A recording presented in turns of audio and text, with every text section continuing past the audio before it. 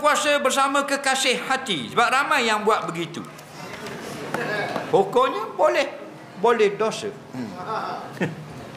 Dia tidak boleh berduaan, melainkan kena ada mahram. La yakhluwan ahadukum bimra'atin illa ma'azi mahram. Tak boleh kamu bersunyi dengan perempuan yang bukan mahram, melainkan ada teman mahram. Kita nak berbuka dengan kekasih kita, tunang kita boleh. Bawa ayah dia, bawa tok dia buka sekali. Tok duduk tengah, nu duduk lain. Cakap nak cakap angkat. Faham? Mu tak boleh nak buat maksiat. Lepas tu Nabi kata kalau bersunyi tak boleh. Kerana manusia ni laki-laki perempuan. Zuyyina linnas hubu syahawati minan nisa. Dijadikan kalau laki-laki digalak dengan orang puan. Kalau orang puan dia jadi gelenyar kalau ada orang lelaki. Betul tak? Siapa sini orang lelaki dia tak ada kisah kalau ada orang puan tak berasa apa. Cik bangun. Kalau tidak gay mati pucuk. Faham? Kita ni jangan jadi macam kita ni macam besi berani. Besi berani kalau kita letak jauh dia lebar. Faham? Dia duduk diam. Cebur dekat gerak. Itu adalah manusia. Faham? Kerana Allah cipta Nabi Adam, Allah cipta kita ni, Allah letak satu application dalam, iaitu suka kepada perempuan. Faham? Suka pada perempuan. Dah.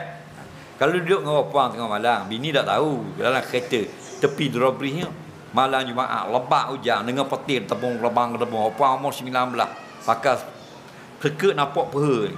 Mu pegang peha ke baca sifat 20? Jawab betul lah surah tak baik.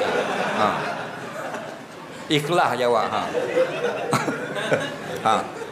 Nak dengar?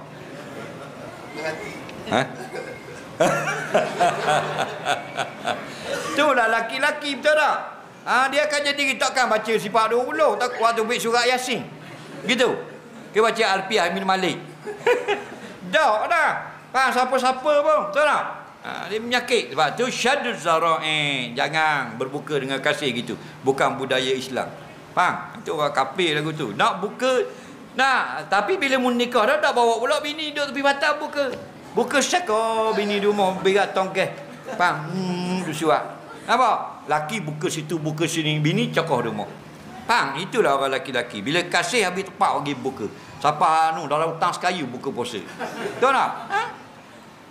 Tengok kalau orang tunang nak balik daripada Terengganu nak balik haji. Bila tunang dia naik atas belakang motor dia. Dah masuk gear 2, gear 1 semua. Dari Terengganu nak pakai haji.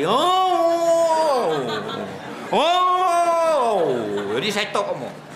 Tapi kalau nikah dah, bini duduk masuk gear 5 lalu. Kata. Jadi dak retok dah. Faham? Nampak bodoh je.